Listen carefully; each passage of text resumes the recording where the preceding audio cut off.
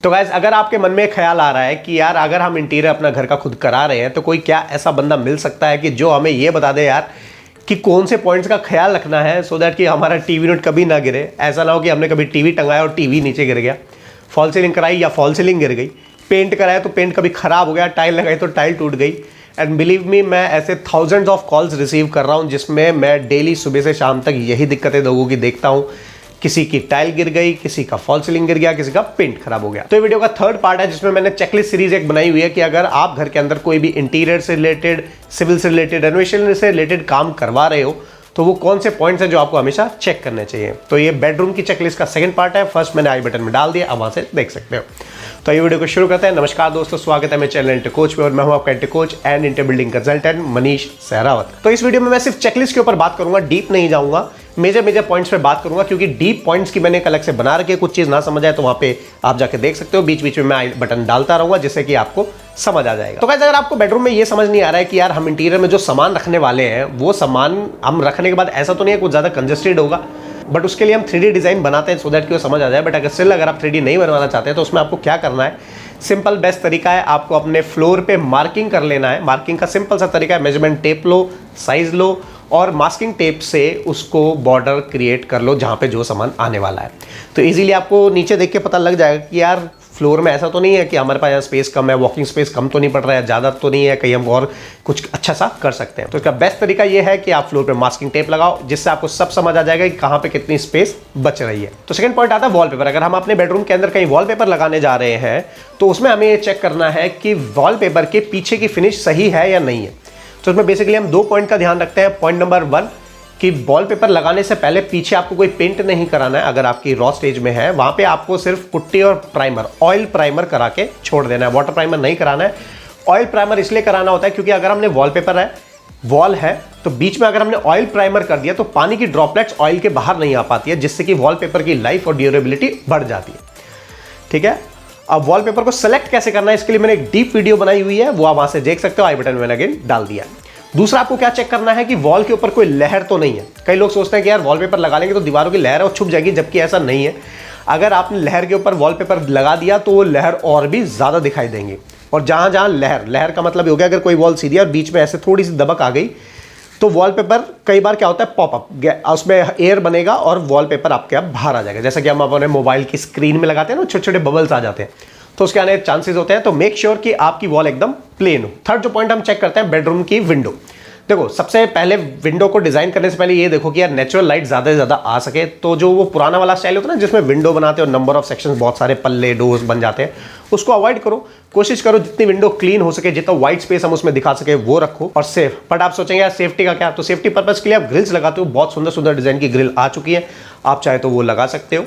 तो सबसे पहले तो ये हो गया डिजाइन का पार्ट विंडो का। अब जो सेकंड पॉइंट हम चेक करते हैं कि आपकी विंडो की लाइफ बनी रहे, तो उसमें हम बेसिकली अभी 3 टाइप से विंडो लगा सकते हैं। एक एल्यूमिनियम की विंडो लग सकती है, यूपीवीसी की विंडो लग सकती है और तीसरा आपका वुडन की विंडो लग सकती है। तो आपका अब क्वेश्चन आता है कि विंडो फिक्स कब करनी है। देखो, कंस्ट्रक्शन फेज में क्या होता है, जब हम घर बना रहे होते हैं तो वुडन विंडो पहले ही जाम हो जाती है। तो इसमें आपको काम क्या करना है कि जो आपका वुडन का विंडो का फ्रेम होगा उसमें आपको नीचे पहले ही थोड़ा सा स्पेस बचा के रखना है और वहां पे आपको बेसिकली ईंट के नीचे और फ्रेम के नीचे इतना सा स्पेस बना के रखो सो दैट कि जो आपका टाइल वाला या पत्थर वाला मेजन होगा वो पत्थर को उसके नीचे स्लाइड करके फिक्स कर दे। रीजन ये है कि कल को अगर आउटडोर की विंडो है, बारिश हुई, पानी हुआ, तो अगर सीधा दीवार पे गिरता है ना तो बाद में हमें जगह नहीं मिलती है पत्थर लगाने को, और लगाना पड़ेगा तो टुकड़ों में लगाना पड़ता है।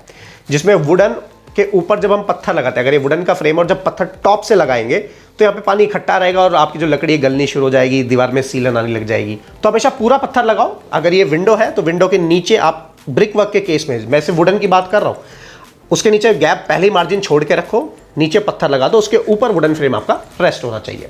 बाकी जो जॉइंट बचेगा उसे आप या तो ग्राउट से या क्लियर सिलिकॉन से फिलअप कर सकते हो। ये सेम चीज हमारी एल्यूमिनियम और यूपीवीसी के केस में, बट इसमें थोड़ा सा सिनेरियो चेंज हो जाता है। चेंज कैसे हो जाता है कि इसमें आपको, मैंने कई साइटों पे देखा है कि खासकर बिल्डर फ्लोर्स में, अपार्टमेंट्स में, उसमें क्या होता है यूपीवीसी विंडो या एल्यूमिनियम की विंडो वो पहले ही फिक्स कर देते हो। पहले फिक्स नहीं करना चाहिए। अगर आपको अच्छी मेंटेनेंस बना के रखनी है तो कोशिश ये करो कि सारा काम फिनिश होने के बाद जब आपका पुट्टी और प्राइमर हो जाए उसके बाद आप फ्रेम को लगाओ। नहीं तो क्या होता है ना, उसके अंदर डस्ट भर जाती है और वो स्लाइडिंग में कभी कभी दिक्कत आ जाती है, पल्ले रोटेट होना बंद हो जाते हैं, तो वो थोड़ा सा दिक्कत आ जाती है। तो आप सारी फिनिश कर लो, ऑयल प्राइमर पुट्टी या वाटर प्राइमर हो रहा है कुछ भी वो करा के, उसके बाद ही फ्रेम को फिक्स करो। अब ख्याल किस चीज़ का रखना है इसमें? ख्याल इस चीज़ का आपको रखना है जो फास्टनर उसमें लग रहे हैं वो मेक श्योर कि पूरे दीवार में जाएं, और जहां पे वो लग रहा है वहां पे आपको फ्रेम को पकड़ के सॉलिड चेक भी करना है। कई बार क्या होता है, जैसे मैं क्लाइंट की बात बताता हूँ, उसमें क्या था, विंडो तो फिक्स कर दिया लेकिन जो प्लास्टर वाली वॉल थी, जो ब्रिक वाली वॉल थी, वो अंदर से थोड़ी सी खोखली थी, तो जो स्क्रू था वो लंबा नहीं था उतना, तो वो आधा ही रह गया, और जब उसको हिलाओगे तो वो धीरे धीरे विंडो ना हिलनी शुरू हो जाती है जैसे जैसे टाइम पास होता है हमारा। तो कोशिश करो कि जो स्टैंडर्ड विंडो के फ्रेम्स लगते हैं या पूरे डोर्स लगते हैं उसमें एक वर्टिकल में अगर 7 से 8 फुट का अगर आपका फ्रेम है तो उसके अंदर कम से कम 4 स्क्रू होने चाहिए चारों साइड पे, लेफ्ट राइट टॉप और बॉटम में। तो इस चीज़ का ख्याल रखना है, ये हर केस में होता है। यूपीवीसी में सेक्शंस में बने बनाए कटआउट होते हैं तो उसमें इतनी चेक नहीं करना है, एल्यूमिनियम में आपको चेक करना है। और सेम केस वुडन विंडो में भी होता है कि उसमें आपको फास्टनर या उससे हॉल पास से आप जाम करा सकते हैं। और वीडियो को पूरा देखना क्योंकि लास्ट में एक कॉस्ट बताऊंगा कि कम से कम बजट से लेके ज़्यादा से ज़्यादा कितने बजट में हम बेडरूम को डिज़ाइन कर सकते हैं अगर हमें अच्छे रूम को डिज़ाइन करना है तो। और चैनल को सब्सक्राइब कर दो यार, बहुत मेहनत लगती है वीडियो बनाने में, तो चैनल को सब्सक्राइब करो, वीडियो को लाइक करो। कोई और चीज़ समझनी है तो कमेंट करो, मैं डेफिनेटली अब मैं जल्दी एक वीडियो बनाने वाला हूँ जिसमें आपके जितने कमेंट्स होंगे उसका मैं रिप्लाई करूंगा। कोशिश करो एक ही कमेंट में आप जितने क्वेश्चन डाल सकते हो वो डाल दो। नेक्स्ट जो हम चेक करते हैं कि जब काम हो रहा होता है घर के अंदर, तो हम चेक करते हैं बेडरूम का पेंट। जो पेंट होने वाला है उसमें पुट्टी के कोट कितने हो रहे हैं, प्राइमर लगाए नहीं लगा और पेंट लगाए कि नहीं लगा। तो उसमें चेक क्या करना है कि बेडरूम की जो पुट्टी अगर हो रही है, बाकी मैं तो कहूँगा यार पीओपी पनिंग कराओ। अब क्यों ऐसा, ये मैंने आई बटन में डाल दिया जिसके ऊपर मैंने डिटेल वीडियो बनाई हुई है। इस वीडियो को मैं ज़्यादा लंबा नहीं करना चाहता क्योंकि अगेन ये चेकलिस्ट का एक सीरीज़ है, वो आप डिटेलिंग अगर देखनी है तो वहाँ से आप चेक कर सकते हो। मैं कहूँगा पीओपी कराओ, बट एक्चुअली अगर आप पुट्टी करा रहे हो तो कम से कम 2 कोट पुट्टी वहाँ पे होना चाहिए। अब चेक इसमें क्या करना है कि जब फर्स्ट कोट पुट्टी हो जाए उसमें आपको कुछ चेक नहीं करना है, सेकंड कोट में आपको हल्का वॉल पे ऐसे रखना है और लहर चेक कर लेनी है। अगर हाथ बार बार ऊपर नीचे हो रहा है तो तीसरा कोट कराना पड़ेगा, मैंडेटरी है।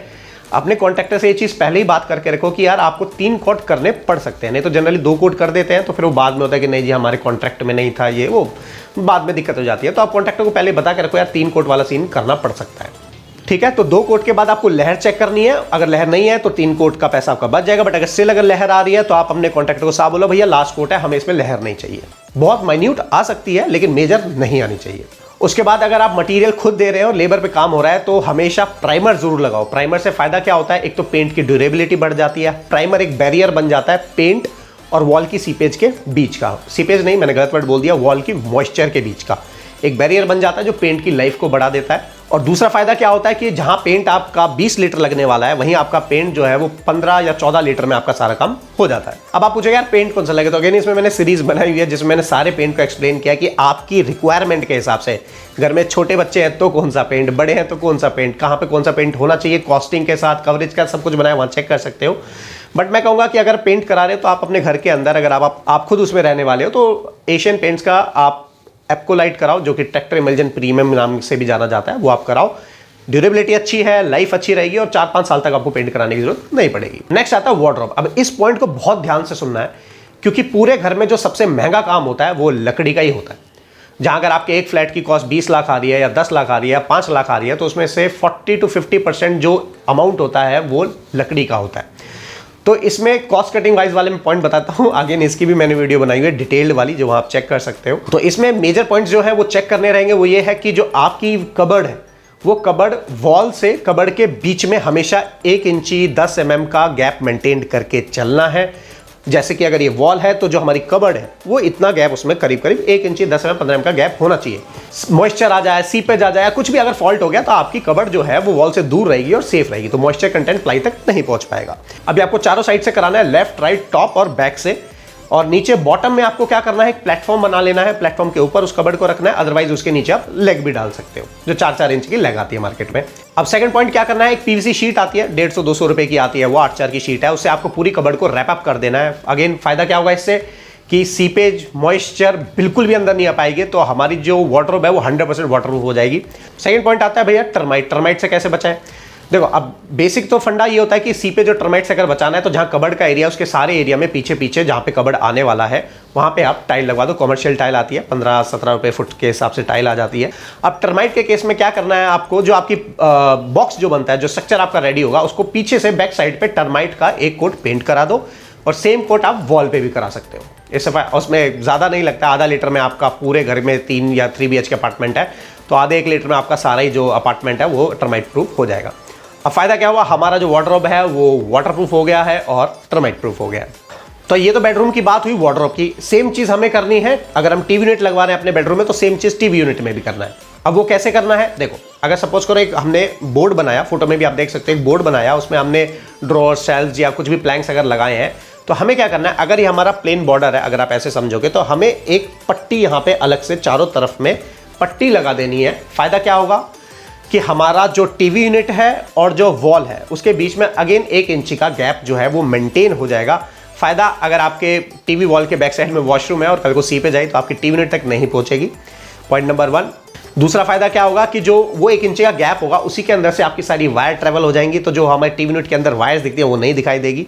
अब लेकिन इसमें जो मेन पॉइंट का ख्याल रखना है वो ये रखना है कि जो वो फ्रेम हम उसको जाम करेंगे वो अच्छे से जाम होना चाहिए, क्योंकि वो बॉर्डर ही मेन टीवी को सपोर्ट देने वाला है। अगर वो गिर गया तो फिर दिक्कत हो जाएगी। और हो सकता है आपको लग रहा हो कि यार बॉर्डर से कैसे रुकेगा, रुक जाएगा। 3 इंच या 4 इंच का बॉर्डर लगाना, ठोक देना है, बहुत जगह हमने लगाया, इसमें कोई दिक्कत नहीं आती है। फिर भी आपको कोई इशू है मेरे को कॉल कर सकते हो, मैं डायरेक्टली आपको बता दूंगा। अब जो बेडरूम से बाथरूम में हम जाते हैं तो आपको हमेशा एक गैप मेंटेन करके चलना है कि बेडरूम और बाथरूम के टाइल का लेवल जो है वो 10 mm नीचे होना चाहिए। वो सो दैट वो वेट और ड्राई का एक फॉर्मूला होता है, सो दैट कि पानी जो है स्प्लैश होकर अंदर ना आए। बस इसीलिए इसका एक ये मेन रीज़न रखा जाता है। और थोड़ा सा एस्थेटिक भी लगता है कि ये क्रिएट करता, विजन क्रिएट करता है कि यार हाँ हमारा जो बाथरूम है यहाँ से शुरू हो जाता है। अब आती है वॉल क्लैडिंग की बात। अगर आप बेडरूम के अंदर कहीं वॉल क्लैडिंग करा रहे हो तो वॉल क्लैडिंग बेसिकली 2 टाइप्स होता है। अगर स्ट्रक्चर आने वाला है तो आप वॉल पे 6 mm की प्लाई भी जाम करके उसके ऊपर क्लैड कर सकते हो। बट अगर कुछ ज़्यादा हैवी क्लैडिंग होने वाली है तो आपको 12 mm की प्लाई ही लगानी है, उससे पतली नहीं लगानी है। नहीं तो होगा क्या कि जो 6 mm प्लाई है वो बीच में से फट जाती है, उसकी जो लेयर्स हैं वो अलग अलग हो जाती हैं। तो अगर लाइट वेटेड स्ट्रक्चर है तो 6 mm पे जा सकते हो, अदरवाइज आपको 12 mm पे ही रहना है। और हैवी स्ट्रक्चर है तो फिर पूरा बोर्ड आ जाता है, बट 12 mm बेस्ट और यूनिवर्सल माना जाता है, तो इसको एज अ स्टैंडर्ड हम यूज कर सकते हैं। बाकी फिर वो डिजाइन पे डिपेंड करेगा। दूसरा पॉइंट इसमें क्या चेक करना है कि अगर बेडरूम में क्लैडिंग हो रही है तो जो जॉइंट आने वाला है, जैसे अगर एक प्लाई है दूसरी प्लाई, इसका जो जॉइंट है वो जो है वो आगे पीछे नहीं होना चाहिए, बिल्कुल पैरेलल रहना चाहिए, स्मूथ फिनिश होनी चाहिए। कई लोग बोलेंगे आपको नहीं नहीं जी ये तो 1 mm है या बहुत छोटा सा एरर है, इससे कोई दिक्कत नहीं है, बट वो दिक्कत आएगी और मैनेज नहीं हो पाएगी।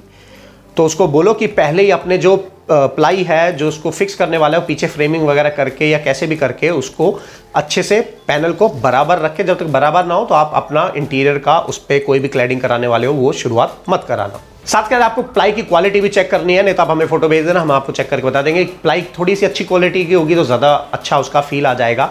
जैसे कि अगर मैं कबर्ड की बात करूं तो आप हमेशा जो स्ट्रक्चर है वो प्लाई में बनवाओ और जो पल्ले हैं वो आप हमेशा बोर्ड में बनाओ। बाकी डिटेलिंग मैंने वीडियो में डाला हुआ है, वहां देख सकते हो। Last but not the least अब आते हैं कर्टेन्स। बट कर्टेन्स में आपको एक चीज़ का ध्यान रखना है, जो उसकी रॉड है वो थोड़ा सा वुडन फील में लो, एसएस वाली इतनी अच्छी नहीं लगती है। सेकंड पॉइंट कि आप कर्टेन के आजकल ना वो एक शाइनर वाले पर्दे आते हैं, उनको अवॉइड करो, वो नहीं लेना है। वेलवेट में आप ले सकते हो, आप उसमें कॉटन में ले, आप जूट फिनिश में ले सकते हो, मैट फिनिश में ले सकते हो, तो वो वाले पर्दे में जाओगे तो बहुत अच्छा लगेगा। साथ के साथ उसमें एक शेयर और दिलवा दो। शेयर बेसिकली जो नेट का कपड़ा होता है, जो अगर कोई जैसे अपना जो लड़कियों का बेसिकली चुन्नी होती है, दुपट्टा जिसे हम बोलते हैं, जो नेट का होता है, इस टाइप का एक पर्दा भी आता है, वो लगाओ, उससे नेचुरल लाइट फिल्टर होकर आती है और बहुत ही सुंदर लगता है। अब गाइस और भी बहुत सारे चेक पॉइंट्स होते हैं, बट वो इतने टेक्निकल हो जाएंगे जो आपको समझाना बहुत मुश्किल हो जाएगा। तो आप चाहें तो हमसे पूछ सकते हैं, नहीं तो आप कमेंट में डाल दीजिए। मैं डेफिनेटली हर कमेंट पर वीडियो बनाने वाला हूं और आपको सारे सवालों का जवाब देने वाला हूं। लेकिन उसके लिए चैनल को सब्सक्राइब कर दो कि कोई इन्फॉर्मेशन मिस ना हो और आपका घर जो है वो ड्यूरेबल बन सके और सुंदर बन सके। तो इसके लिए मैंने आप लोगों के लिए सर्विस निकाली हुई है कि आप चाहो तो हमारी टीम में से किसी को भी हायर कर सकते हो, जिसमें आपको अपने घर बैठ के आराम से चाय पीना है, कोई टेक्निकल दिमाग नहीं लगाना है, और हमारा सुपरवाइजर या सिविल इंजीनियर आपकी साइट को ऑनलाइन या ऑफलाइन डेडिकेटेडली देख लेगा, जिसमें वो सारी चीज़ों का ख्याल रखता है, चाहे वो एस्टिमेशन हो, क्वालिटी हो, रेट एनालिसिस हो या नेगोशिएशंस हो, किसी भी टाइप की टेक्निकलिटीज़ है वो देख लेगा। और ये सर्विसेज मैंने यूट्यूब के प्लेटफॉर्म आने के बाद ही स्टार्ट किया है, क्योंकि जब मैंने आप लोगों की प्रॉब्लम को समझा कि यार किस किस वजह से आपके साथ कितना बुरा हो जाता है, क्योंकि अगर मैं आपको सारी फोटोज़ या लिंक्स दिखाने लग गया कि सारे दिन मेरे में कितनी प्रॉब्लम्स मैं देखता हूँ। अभी रिसेंटली मैंने देखा जिसमें लोगों के कॉलम में क्रैक आ गया है, किसी ने सरिया ऐसा डाल दिया है कि बस क्या बताऊँ। मतलब कई बार तो मुझे भी गुस्सा आता है कि यार मतलब इतना बुरा हाल भी हो सकता है क्या मार्केट में किसी। Till then good bye.